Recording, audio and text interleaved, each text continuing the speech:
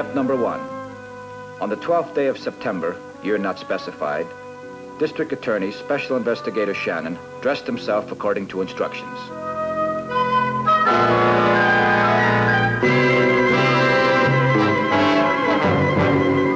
Step number 2. Half hour later, Shannon met Ed Carney, his contact with the District Attorney's office, at a newsstand on 4th Avenue. The ghoul strikes. Isn't that a little on the intellectual side for you, Carney? You're funny. Like a last cry for help. Pretty good outfit, huh? It's the real you. Well, what mad tangle do you fellows want me to get you out of this time? Where's the DA having a masquerade party? The Bowery. What's the story? We received a complaint from the Great Northern Insurance Company. In the last couple of months, they've had to pay off on a couple of Skid Row characters who died of wood alcohol poisoning. Wood alcohol? Thought that went out with Prohibition. The beneficiary on both policies is a man named Louis Kempler. Runs a bar and grill just off Chatham Square on the edge of Chinatown, Louis'. So? The insurance company received a phone call from a Mamie Wilson, a friend of Frankie Desmond's. Well, Desmond was the last to die. She says he worked for Kempler off and on. Kempler suggested that he take out the insurance. And Kempler paid the premiums? That's right, in Desmond's name. There's no proof of anything. It's the woman's word against Kempler's. Now, he claims Desmond and the other guy worked for him over a period of years. They suggested taking out the insurance, not him. What do you want me to do? Prove Kempler's a liar.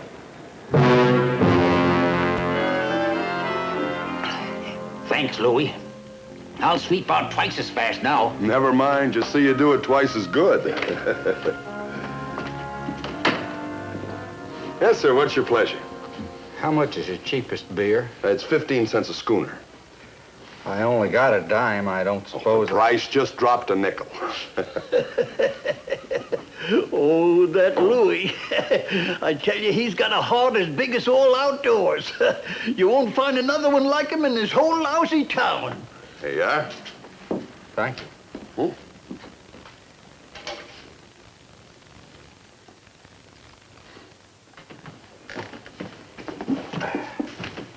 Excuse me, all. Excuse me. Gotta have sawdust on the floor.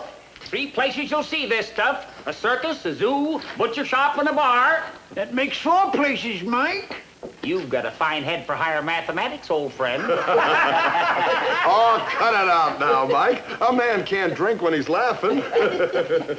Louis, there's a mug needs refilling. No more for me. Keep the customers happy, I say. That way they'll come back on the house, my friend. Say, Mike, would you wash the glasses when you're through there? Sure thing, Louis. I'll get right to it. Hello, Mame. How about some service? Mame, let's not have any more trouble. Well, the big man himself. What'll you have, Mame? On the house. How about some of that stuff you gave my Frankie? How about some of that? You remember Frankie, don't you? I know how you feel, Mame. He was my friend, too. He murdered my Frankie, and he'll murder you, too. Who's next, Louis? Him or who's next, Louis? Mame, you'll have to leave now. I'm not letting you talk to Louis that way. He was the best friend Frankie Desmond ever had, and you know it. Best friends. Oh, my God, best friend. You got 'em all fooled, Louis, but not me. Not Mamie Wilson.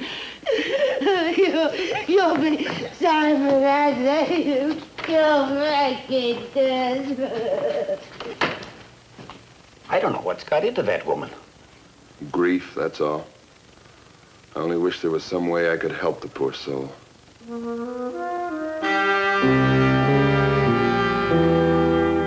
Step number 3. That evening, Shannon tailed Mike Benedict when he left Louis Kempler's bar.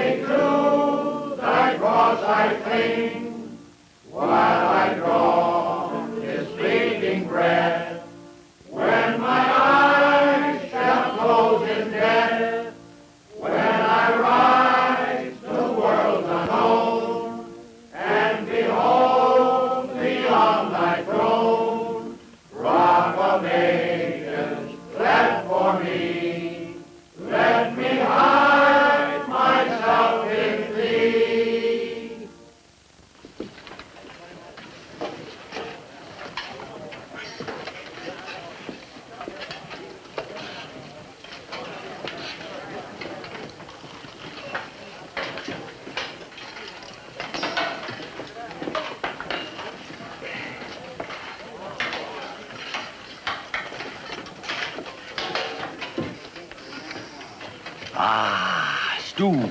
My mother never made better. What's the matter? Not enough salt? No, it's fine. Say, didn't I see you in Louis's place before? I don't know. Sure, I never forget a face. Louis's got a bar over near Chinatown. Yes, that's right. I was there. Louis was the big fella serving the drinks. Big, that's the word. Big in body and big in heart. That woman who came in didn't seem to think so. Name. Poor misguided thing. She's never been the same since her Frankie died. What happened to him? Well, No, it's not a tale for the eating hour. Benedict's the name. Michael J. Benedict. Jim O'Shea. O'Shea, huh? Well, now, what brings you to the street, Mr. O'Shea? My wife. I know how it is, my boy. Need a job? I could use one. Well, now, maybe Louis could help you, too, the way he done me. Salt of the earth, that man. Give you little jobs to do around the bar. Free drinks, little cash. Not much, but enough for a steady flop. You work out, maybe he'll even give you extra benefits. Extra benefits? Sure, why not? I don't understand. Louis helping me save money. He got me an insurance policy. When I can't make the payments, he does. Now, how's that for a friend?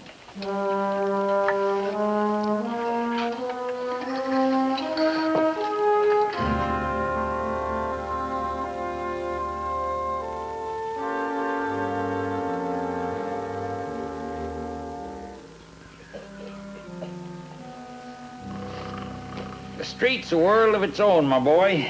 A world of its own. Take that fella there, Professor Roman. Taught chemistry and science.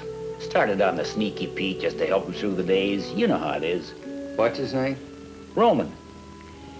When he couldn't stop drinking, ended up down here. Works for Louis now and then. Does he have those extra benefits you were talking about? Expect so. Good old Louis. That's Nolan. He's a case for you. Rich man. Got himself a fine big house up in Lime Rock, Connecticut. Whenever he feels like getting drunk, taking a vacation, he calls it, he comes down here to the street. And take Jack Ramsey over there. He's been around here as long as anyone can remember. Some say he escaped from prison when he was only a kid. Well, time for a little shut-eye.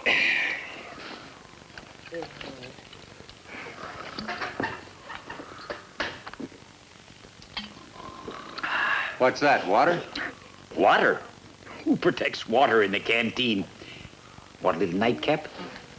What is it? Some of Louis's very private stock. Gives off a real aroma, don't it? You drink that stuff often? As often as Louis will let me.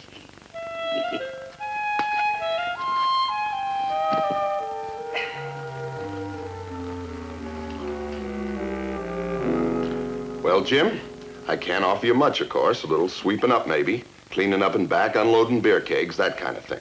$1 a day. Sounds fine to me, Mr. Kempler. Call me Louis. Everybody does. Maybe if you're real good, Louis will give you extra benefits and things. Huh? Yes, sir. I might just do that. Step number 4. Shannon went to work for Louis Kempler and began his search for the supply of wood alcohol.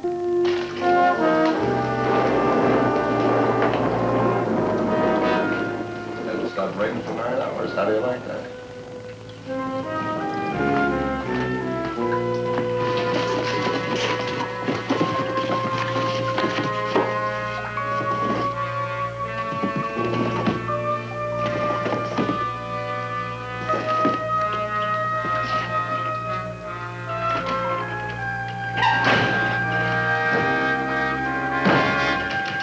Time to go eat, Mike. You can knock off for tonight, Jim. Good day's work. Good night, Louis. See you in the morning. Oh, just a minute, Mike. I'd like a word with you. Go on ahead, Jim. Save a place at the table for me. Right. See you later.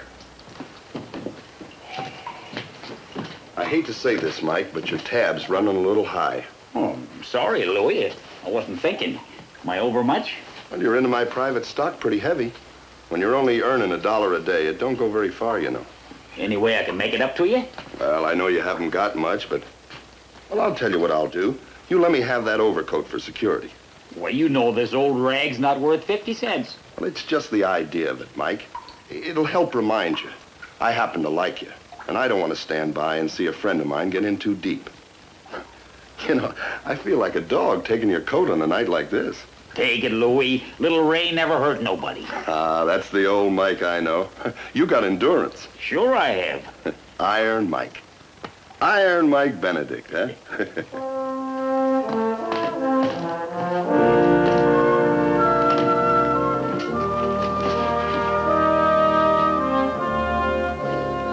I'll be all right. Many's the night I've even slept out in the rain or the snow. Never had a cold in my life. Louis says I got fantastic endurance. He gets a big kick out of it. Say, Mike, you knew that fellow who died, didn't you? What was his name? The one whose girlfriend came into Louis that day. Frankie Desmond. Sure, I know him. Hit the street about 8 months ago. That's funny. I got the impression he'd been on the Bowery for years. Why'd you ask? Just wondering if I'd end up like Frankie Desmond. Nah, wood alcohol got him. Dangerous stuff. I can't figure out where he got hold of it.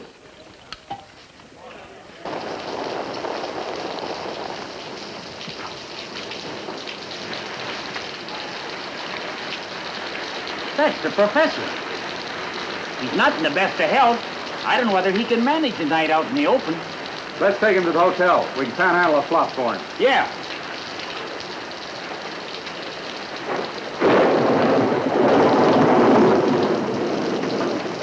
He's dead.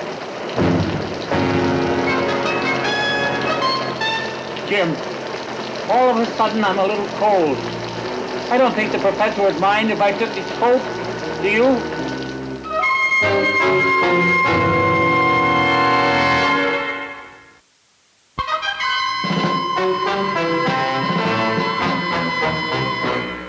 Step number 5. I arranged for a meet with Shannon at the usual place, the Week Shop. Hi, Al. How'd you make it across town without being picked up on a vag charge? No jail would want me. Let's make it short. I know you're dying to get back. What have you found out? Kempler lied about Frankie Desmond. Desmond only worked for him about 5 months, not 2 years. Insurance company's making a lot of noise. They're gonna have to pay off in a third policy. Somebody named Roman. They called him Professor. Cause of death, wood alcohol. Shannon, you've got to come up with a witness. No matter how you slice it, our best bet's Mike Benedict. I'll stay with it. Maybe I can bring him around. You better knock on it. I don't care who this Benedict is. Sooner or later, that stuff he's drinking is gonna reach him. Anything else? You're really playing this to the hilt, aren't you? You know you could shave once a week. Not where I'm living. You got a choice every Saturday. A razor or a bathtub.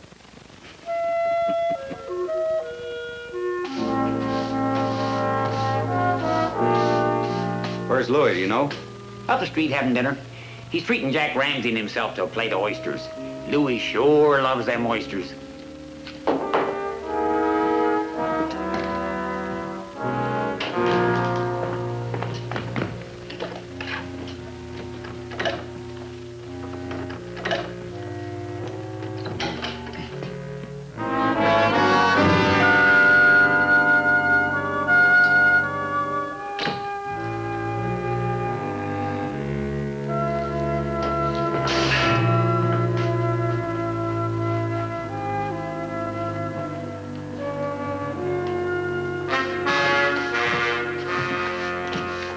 Save a place at the table for you, Mike.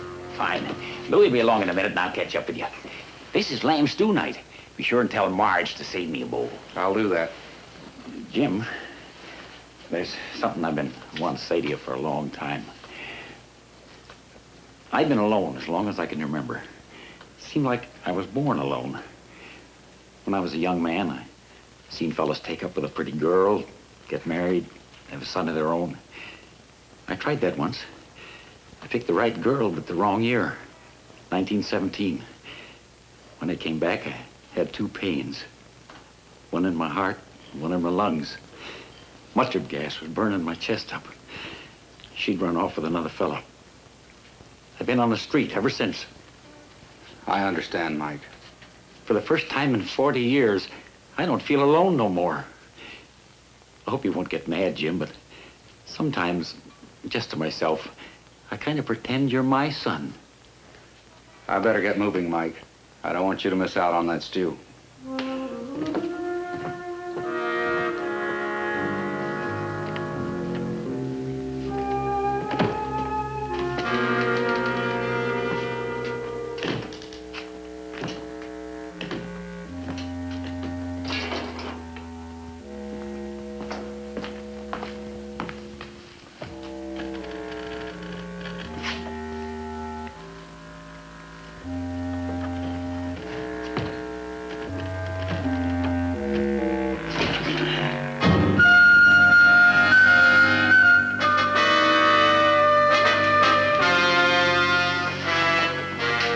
Help yourself to a drink, Mike.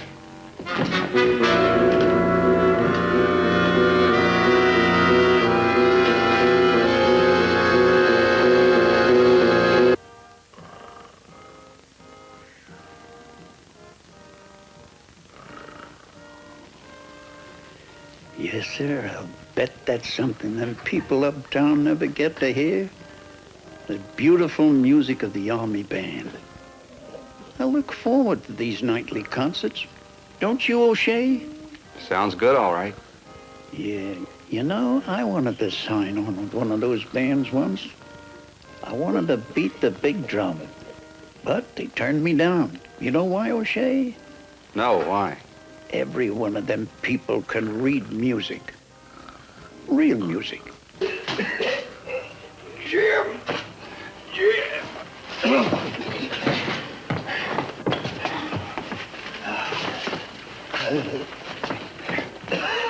What's the matter, Mike? Jim, they left me for dead in the alley. Who did? What happened, Mike? Frankie, Desmond, all the rest. I found out where they got the bad alcohol. Friends, all of us, trying to kill us. Kempler. Louis Kempler. What'd they do to you, Mike? Kempler. Ramsey. They made me drink it. I don't know how much. Seemed like a gallon. Can you hold on, Mike? I gotta get you to a hospital. I'll try, Jim. I'll try. Keep an eye on him. Don't let him move. So it was Kempler. He murdered Frankie Desmond and the professor. And now Mike. Good old Louis, friend of the world. I'd like to kick his guts in. I don't know how much longer he'll last. An ambulance on the way. Jack Ramsey. Where does he fit in? He's holding Kempler's hand. You can bet on that. The old man didn't stand a chance. Yeah. Louis Kempler and Jack Ramsey. Put a collar on him. And Carney, seal off that kitchen. It's hot. Right. Shannon, you think the old boy can hold out long enough to point a finger? If he doesn't, you better put Kempler where I can't find him.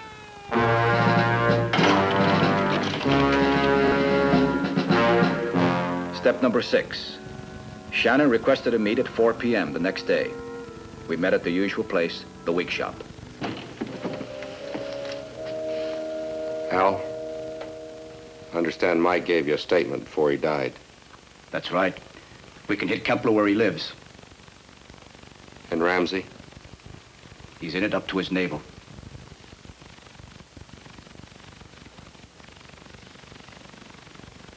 Shannon, they told us in law school to treat a case as if it affected our own family.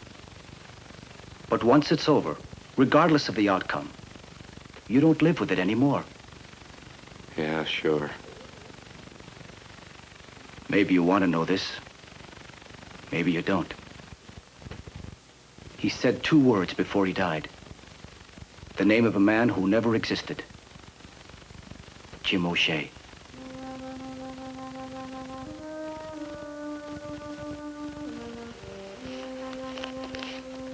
Here's the address, Al.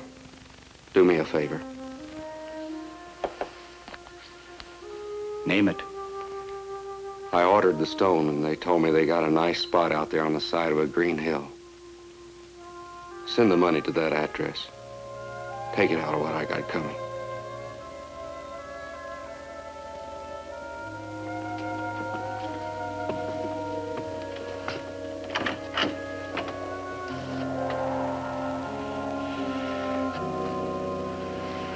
It's turning cold. Paper says there's snow on the way.